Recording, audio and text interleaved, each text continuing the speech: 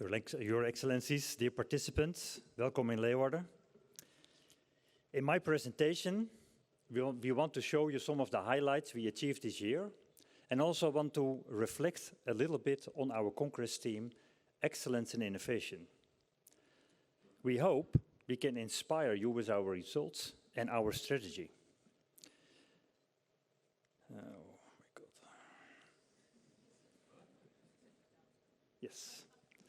First, let's start with the personal highlights. We have created some highlights from all the programs of Wetsis. And on your entirely left is some from our talent program. And our talent program teaches students from the primary and secondary school to inspire them to work on water technology in the future. And Wetsis organizes the national competition for the Stockholm Junior Water Prize. And these are the persons we sent out to Stockholm. And we are very proud. Unfortunately, they didn't win. I hope to see that happen before my retirement, so we have another 6 chances. The second program is the Wetsus Academy program, which is a 2-year program where students can get their master in Leeuwarden. And this year, one of our students, Esther de Kroon, won the National Sustainability Thesis Prize. Very good.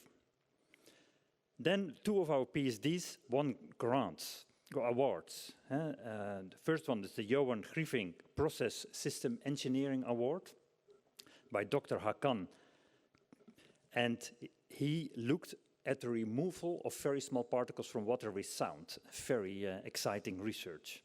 And the other one was the KNCV Crystal Cross Prize, and this was won by Dr. Ricardo Cunha, and he worked on biological crystallization of phosphate. Then our network highlights. In the first place, we had the Sino-Dutch Joint Innovation Award Forum in China, in Shanghai, and we were invited by the Dutch Embassy in China to organize together with them this forum as part of the Pujang Forum, which is a very high renowned forum in China.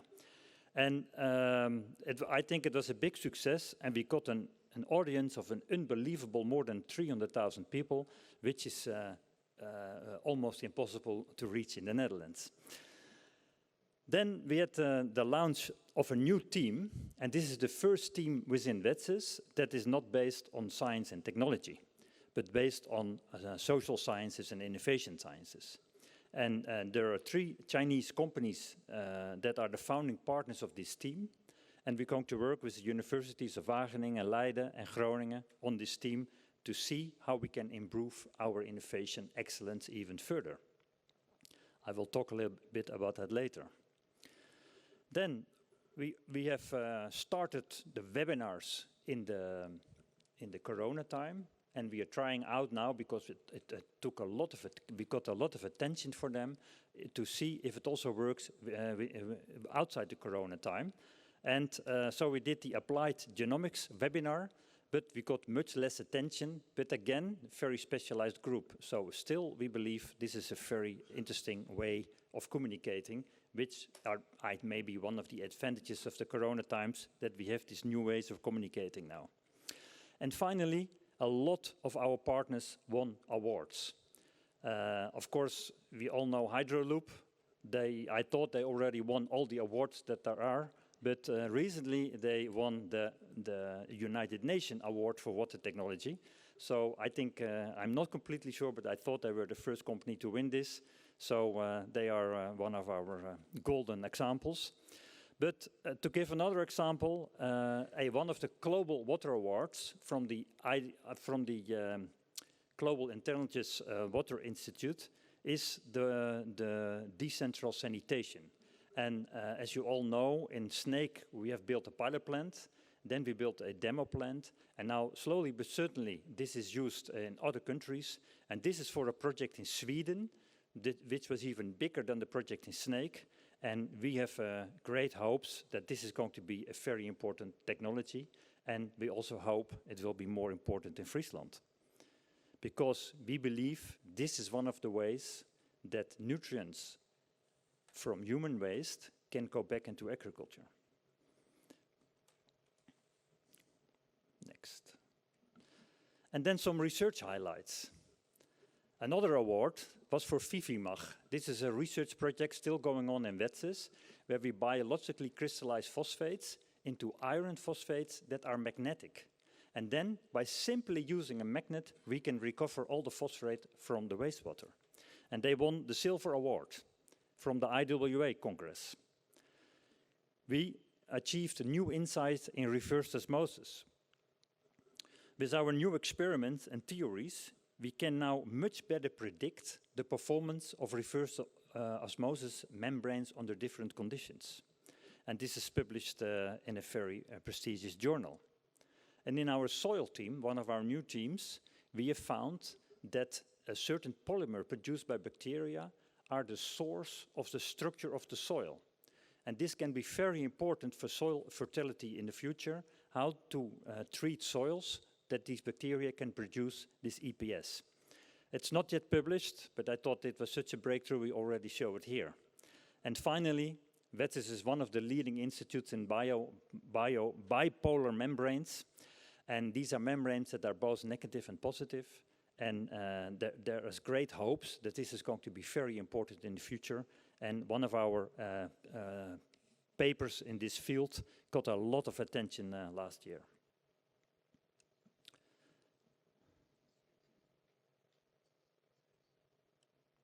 Another highlight, which is such a big highlight that we call it a breakthrough, is our financial position. The Ministry of Economic Affairs announced on the 21st of May, this happens to be the birthday of my wife, that, it's kind of a birthday present, that the Ministry is going to fund Wetsis in a structural way for the coming 10 years. And in this way, together with the support from the North, the city of Leeuwarden and the province of Friesland, we can create a core funding of Wetsis, in which way we can become much more comparable to other research institutes in the Netherlands, because they all have a core funding. In the past, we had to pay everything from our program funding. Now, we can split the program funding from the core funding and match that with the company funding. And in that way, we will be the most high-matched research program of the Netherlands.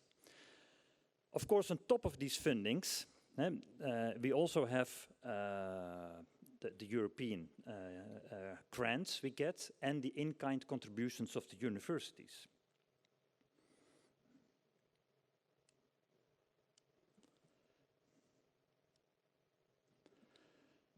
So, for us, the European grants and also Dutch grants that have to be won in competition are very important. Not only to get some more budget, but also for our reputation to show that we are top research institute that can win these kind of funds. Because to get these funds, you have to win them in competition, and in many cases, only the top 5% of the proposals wins. So it shows, if you can win these grants, that you are among the top of Europe. And here you see a summary of the program lines of Wetsis: sustainable water, healthy environment, drought resilience, recovered resources, and competitiveness. And you can see that in all these fields, we have won projects. It goes a little bit too far to go through them all, but I want to say that the new program, which we already introduced last year, now it's I would say, the only specialized water technology fund in the Netherlands, now is already have started to finance 2 companies, so they are off. Of course, it's the big brother of our own Bison fund that also does this, but on a smaller scale.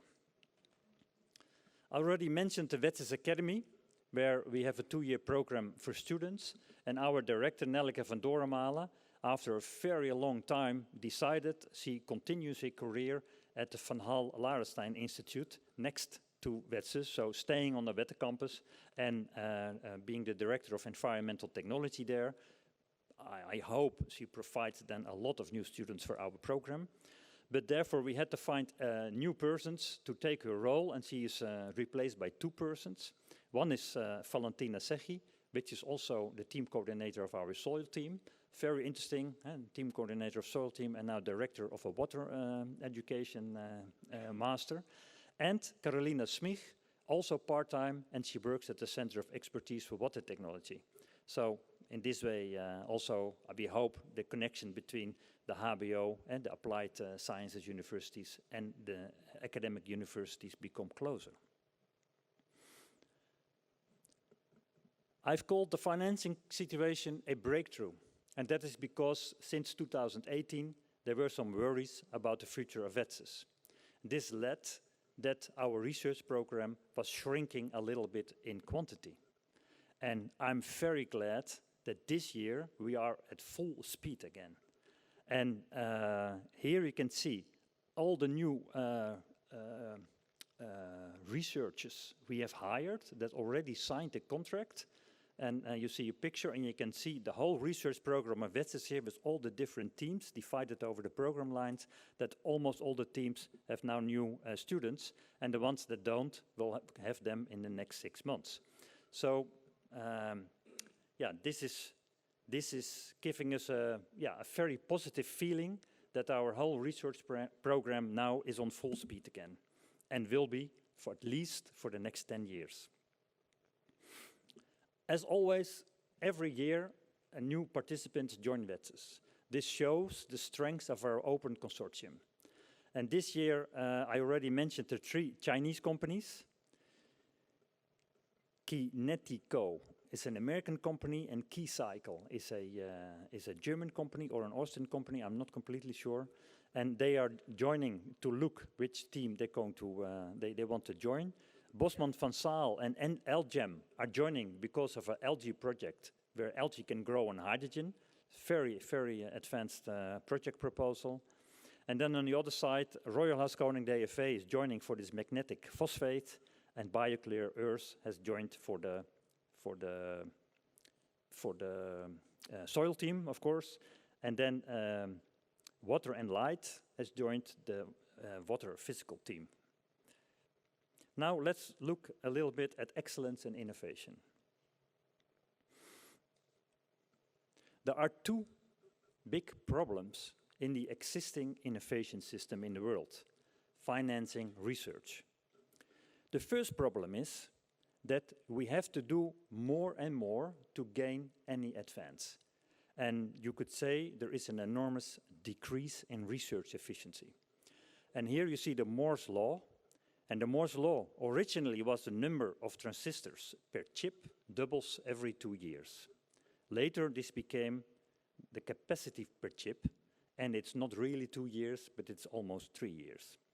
But unbelievably but true, already for 50 years we seem to be able to keep to this Moore's law.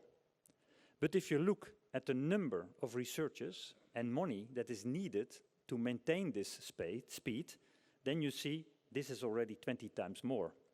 And that is of course logic, because this is an exponential growth. But how long can we keep this going? It's of course impossible that every researcher in the world is going to work on transistors. Also, that goes to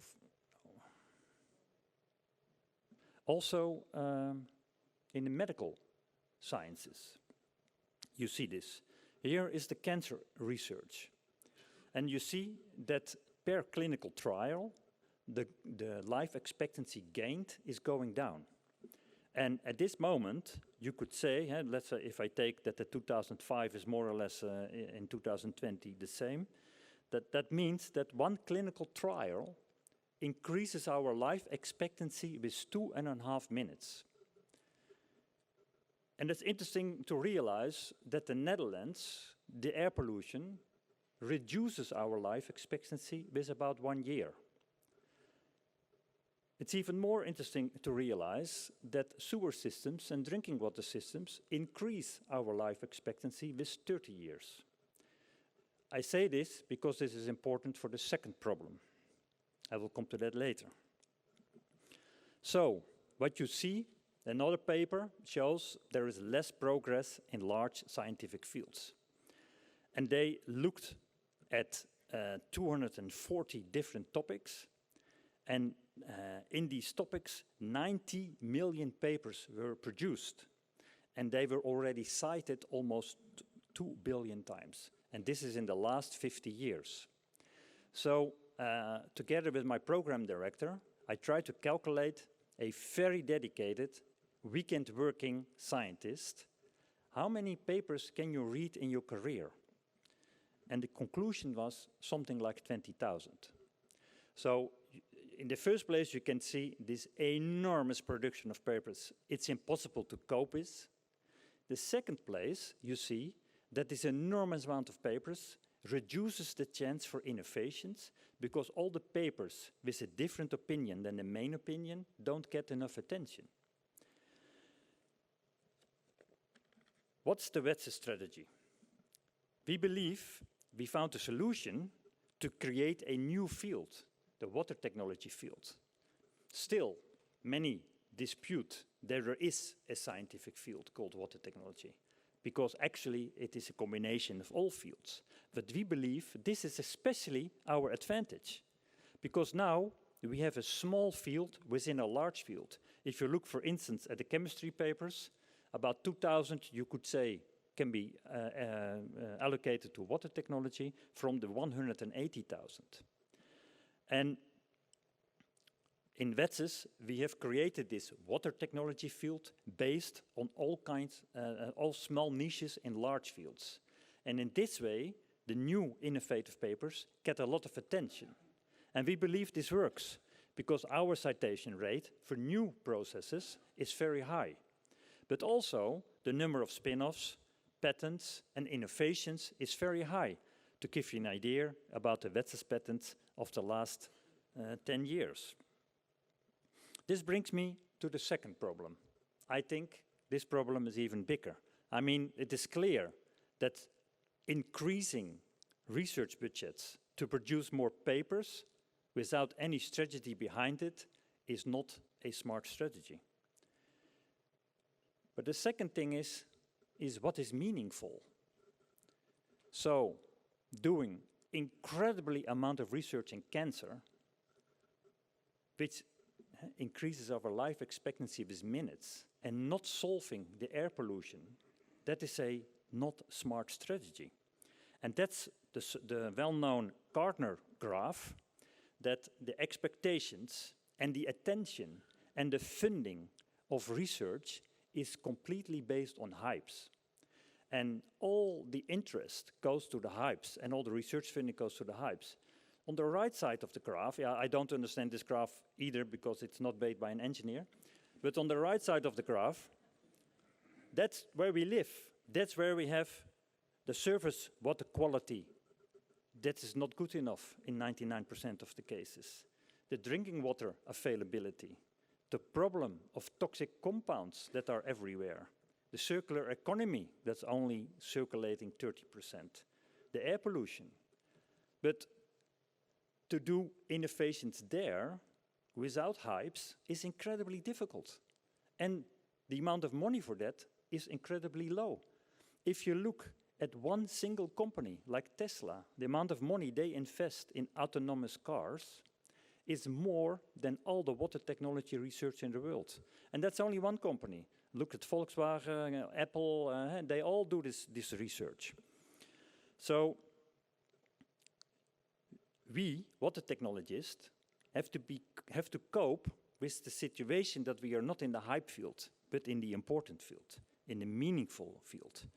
And this, of course, it's clear that when you are young, you're talentful, you understand entrepreneurship, you understand business, you are a good scientist, you are a sucker if you're going to work in the water technology field. You could have made so much money with autonomous cars. So only engaged people go to this field, and we have to reach them. So that's why I have called it, what we are doing is slow tech. This is not low tech, it's very high tech, but difficult high tech, not the easy high tech like autonomous cars. Because if you look in the Netherlands for the drinking water, it's 1 billion ton per year that we deliver at your house. 1 billion ton for about 1 to 2 euros per ton. If you want to do an innovation in this field, it can never cost more than 10 cents per ton. I mean, this is unbelievable difficult. So it must be affordable, and it must be massive. It must be sustainable, or else we're going backwards. And therefore, it must be meaningful. So if you are in this field where innovations are so difficult, you have to be excellent in innovations. And in the first place, we have discussed these graphs before. This innovation process has two phases. It's not just only optimize what we already know. Somebody has to come up with imagination, has to come up with things we didn't know, we didn't try it. And these people don't like the people in the optimization graph. So a well-known example is the airplane industry, where the first plane by the brothers Wright in the United States flew 75 meters. And you can understand that the Boeing 747 could never have been made in a garage of a bicycle maintenance person. But this was, of course, the beginning. And he was ridiculed from all sides. If you look at the water sector, the blue energy attempts we did in 2004 were ridiculed by the existing scientists, and we had problems to get subsidy for it. In 2016, it was the Dutch icon, one of the most prestigious innovations of the Netherlands. That is how it goes. Don't be afraid to be ridiculed. At Wetsis we say, if your innovation was never ridiculed, it was not a real innovation. Then, in our research program, if you only look at drinking water, if you only look at wastewater, do you get enough inputs for new ideas? So that's why we decided that in our program there must also be some topics that are a little bit out of the box, that can inspire our main program. So we have the closed nutrient cycles, which I already mentioned with the decentral sanitation to get nutrients back into the agriculture. We have a sustainable carbon cycle where we use water technology to take CO2 from the air. And we have the healthy soil research team where we use the water technology approach to improve the fertility of the soil. But the things we learn from soil, we can use back in water, and vice versa. Another thing is, which I think became very clear by the examples I gave before, that there are two types of knowledge. The teachable one, and that you could say, that's the one from the papers. And the non-teachable one, where you have intuition and tinkering and experience and entrepreneurship. If you look in literature, which is written by scientists, it looks like all the inventions came from the universities. But if you go further, you find out that many of the inventions were done by companies and then published by universities. So this non-teachable part of innovation is essential for innovation. And therefore, it is good to realize that we have a large knowledge pool at the universities. But there is a much, much larger knowledge pool at companies. If you look at the number of membrane scientists in the Netherlands working at companies, it is many times bigger than the one working in universities. So we have to liberate both knowledge pools and make them to integrate, just like the two types of knowledge. And we believe that in our program, we have created a space where there is trust between the universities and the companies to share each other knowledge, so that our researchers and our PhD students can work on the most advanced position, and therefore speeding up our results by at least 10 times. So our innovation community contains the Knowledge Institute and the tech companies, but it also contains the private end users like Unilever and the public end users like the drinking water companies and the water boards. And in this way, we integrate the public interest and the commercial interest and the scientific interest, and having a unique situation. So looking again at our program, to interest the companies, we have this line of competitiveness growing through the program, giving our companies a competitive position if they join the Wetsis research program. We realize this enormous knowledge pool by creating a position of trust. And finally, with our new research team, we are going to investigate how can we become more effective? How can we deal with the resistances of the real world to introduce new sustainable water technologies?